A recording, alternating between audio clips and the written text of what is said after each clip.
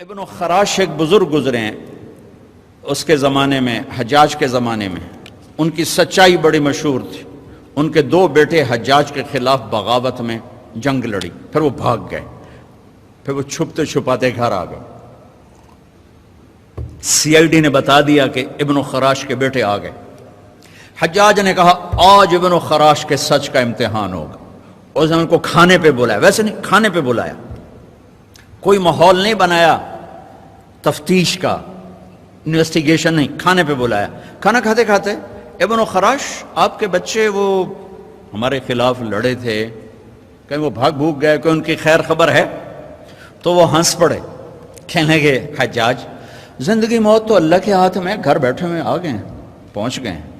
کہا سلام کرتا ہوں، سلام کرتا ہوں، آپ کو آپ کے بچے گفٹ کرتا ہوں، اگر آپ جھوٹ بولتے تو آپ تینوں کی گردن اڑا دیتے۔ سلام کرتا ہوں، آپ کو آپ کے بچے مبارک ہو۔ کہ میرے نبی نے کہا میرا امتی ہر عیب کر سکتا ہے، جھوٹ نہیں بول سکتا، دھوکہ نہیں دے سکتا۔ میرے امتی سے ہر گناہ ہو سکتا ہے، جھوٹ نہیں بول سکتا، دھوکہ نہیں دے سکتا۔ دیکھو میرے دفتر، میرے ملک کے بازار، میرے ملک کی منڈیاں، دھوکہ اور خیانت اور بددیانتی چند ٹکوں کے پیچھے، چند ٹکوں کے پیچھے۔ میرے بھائیو، میں جس قوم کے پاس کربلا کی تاریخ ہو وہ جھوٹ بولے، وہ خیانت کرے، وہ نماز چھوڑے، زیر خنجر بھی یہ پیغام سنایا ہم، سب کچھ ذبح کروا دیا، لیکن سچائی کو نہیں چھوڑا۔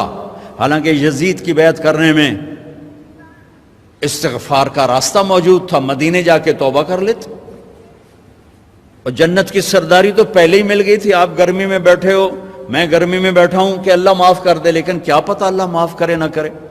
لیکن یہ تو وہ شہزادے ہیں جو ماں کا دودھ پیتے تھے، تو اللہ نے کہ نبی نے کہا حسن اور حسین جنت کے نوجوانوں کے سردار ہیں۔ حسن پیدا ہوئے، آپ نے کہا علی کیا نام رکھا؟ کہا جی حرب۔ کہا نہیں نہیں حسن۔ پھر حسین پیدا ہوئے، کیا نام رکھا؟ کہا جی حرب، لڑاکا۔ کہا نہیں حسین۔ پھر فرمایا اللہ نے یہ دو نام میرے بچوں کے لیے بچا کے رکھے تھے، آج تک کسی کو یہ نام نہیں ملے میرے بچوں کے لیے۔ اور یہ ذبح ہو رہے ہیں، ایک ایک کے سر کٹ کے نیزوں پر چڑھ رہے ہیں، کہ سچ نہیں چھوڑنا، دھوکہ نہیں دینا، جان دینی ہے، سچ نہیں چھوڑنا۔ چلو وہ تو بڑے عالی مقام اہل البیت تھے، آپ کو یزید کے بیٹے کی نہ سنا؟ معاویہ بن یزید 22 برس کی عمر میں حکمران بن گیا، جو کہ اس کا باپ 41 سال کی عمر میں مر گیا۔ 3 بر اعظم پہ حکومت، 3 بر اعظم پہ حکومت، 3 بر اعظم پر، اور 22 برس کی پاگل پن کی عمر، 40 دن حکومت کی، اور سارے بنو امیہ کو اکٹھا کیا اور کہا لوگو میرا باپ ظالم تھا، جبار تھا، اس نے اہل البیت کا خون بہایا، جس کرسی کے نیچے حسین کا خون ہو میں اس پہ لعنت بھیجتا ہوں، یہ تمہاری حکومت ہے، جس کو چاہتے ہو دے دو، میں یہ جا رہا ہوں۔ 3 بر اعظم کی حکومت چھوڑ کے گھر بیٹھ گیا، اور اس کا جنازہ نکلا، وہ خود نہیں نکلا۔ اور میرا دفتر کا کلرک 100 روپے کے پیچھے ایمان بیچتا ہے، ریڑھی والا 10 روپے کے پیچھے ایمان بیچتا ہے۔ بددیانتی یہی تمہارے فیصل آباد کا قصہ ہے۔ میں واک کر کے آ رہا تھا فجر کی بعد، تو میری نظر پڑی ایک ریڑھی والا، سفید داڑھی پگڑی، دور سے مجھے نظر آیا، بڑا پیارا لگا۔ جب میں قریب گزرا تو میں نے اس کو یوں دیکھا، اچھا لگا، تو وہ رو رہا تھا، یوں یوں، ایک ہاتھ اس کا ریڑھی پر تھا، ایک ہاتھ اس کا پیٹی پر تھا، یوں کھڑا ہوا اور خاموش، ساز خاموش ہیں فریاد سے معمور۔ تو میری نظروں میں تو پہلے سے تھا، جو کہ داڑھی پگڑی سے میں بڑا خوش ہو رہا تھا۔ تو میں نے کہا بزرگو کیا ہوا، آپ کیوں رو رہے ہیں؟ تو اس نے وہ پیٹی یوں کر دی، سیبوں کی پیٹی تھی، اوپر کی لیئر میں سیب ٹھیک تھے، نیچے سارے گلے ہوئے سیب تھے۔ مجھے کوئی اردو سپیکنگ لگتا تھا، چونکہ اس کا لہجہ بڑا خوبصورت تھا، مجھ سے کہنے لگا بیٹا میں بہت غریب ہوں۔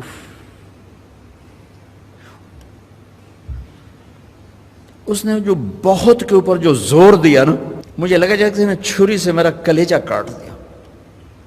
بیٹا میں بہت غریب ہوں،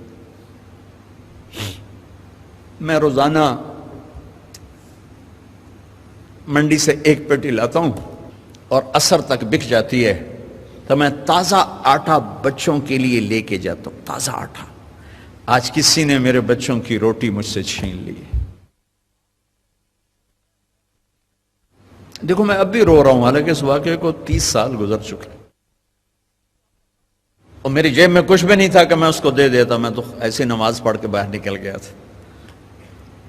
تو یہ پیٹی کسی بیوروکریٹ نے تو نہیں لے کے آئی تھی کہ 22ویں گریڈ کا افسر بددیانت ہے یا 20ویں گریڈ کا پروفیسر بددیانت ہے یا صدر منڈی کا تاجر بددیانت، ایک مزدور نے پیٹی لگائی تھی۔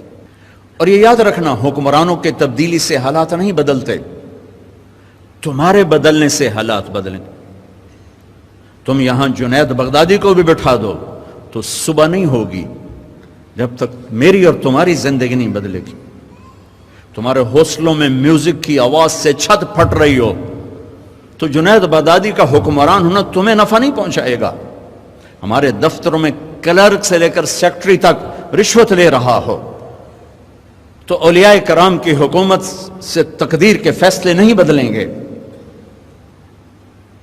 بنو امیہ کے حکمران ظالم تھے، لیکن اسلامی فتوحات کا دائرہ پھیل رہا تھا چونکہ عوام اللہ کے بڑی محبت کرنے والے تھے، اللہ پہ مرمٹنے والے تھے، اللہ پہ قربان ہونے والے تھے۔ میرے بھائیوں، اپنے آپ کو بدلنے سے شروع کرو۔ چھوٹا سا وظیفہ بتایا، سچ اور دیانت، سچ اور دیانت، چھوٹا سا وظیفہ بتا، اپنے سے شروع کرو۔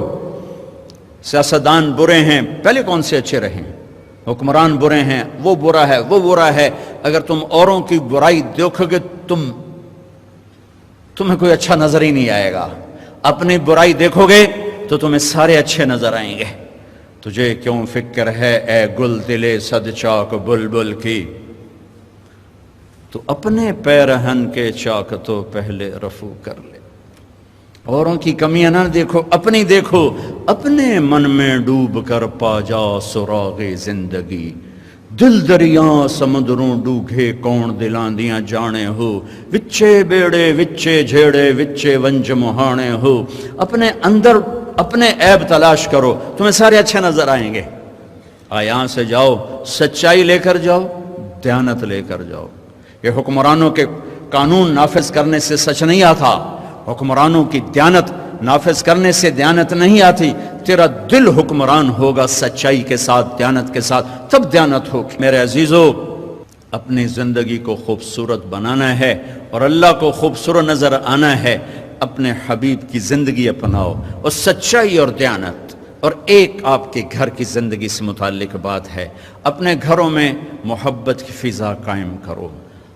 خاوند اور بیوی محبت کی فضا بناؤ، ماں باپ اولاد محبت کی فضا بناؤ، دفتر یونیورسٹی آفیسز کلاسز محبت کی فضا بناؤ۔ شدت اور سختی اور ٹانٹنگ اور طنز یہ زندگیوں کو ویران کر دیتے ہیں۔ میرے نبی نے محبت کا سبق سکھایا، میرے نبی نے محبت کا درس دیا۔ میرے نبی نے فرمایا اسلام کا سب سے مضبوط عمل وہ آپس میں اللہ کے لیے محبت کرنا ہے۔ اسلام کا سب سے مضبوط عمل وہ آپس میں اللہ کے لیے محبت کرنا ہے۔ محبت کرنا سیکھو، نہ مذہب کے نام پہ لڑو، نہ سیاست کے نام پہ لڑو، نہ کرسی پہ لڑو۔ اختلاف کرو، لڑو نہیں، اختلاف کرو، لڑو نہیں۔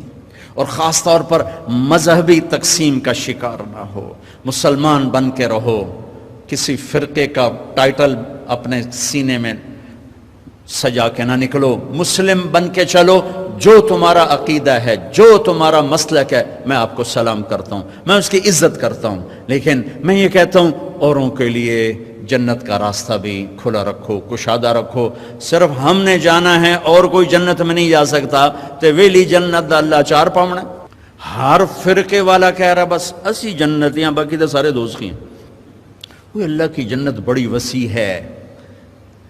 کھلا سین کھلے دل رکھو, مسلم بن کے رہو, مسلم بن کے رہو, سب کے لیے دل کشادہ رکھو, کسی تعصب کا شکار نہ ہو, کسی فرقہ واریت کا حصے دار نہ بنو, کسی فرقہ واریت پر مشتمل تقریر کو نہ سنو, ورنہ تم بچے ہو بہک جاؤ گے. قرآن خود پڑھو, قرآن خود پڑھو, ترجمہ پڑھو لکھے ہوئے ہیں, اپنے نبی کی سیرت پڑھو لکھی ہوئی ہے, خود پڑھو, تمہیں پتہ چلے گا کہ یہ ممبر سے صحیح بیان کیا جا رہا ہے یا غلط بیان کیا جا رہا ہے, یہ امت کو توڑنے والا ہے کہ جوڑنے والا ہے.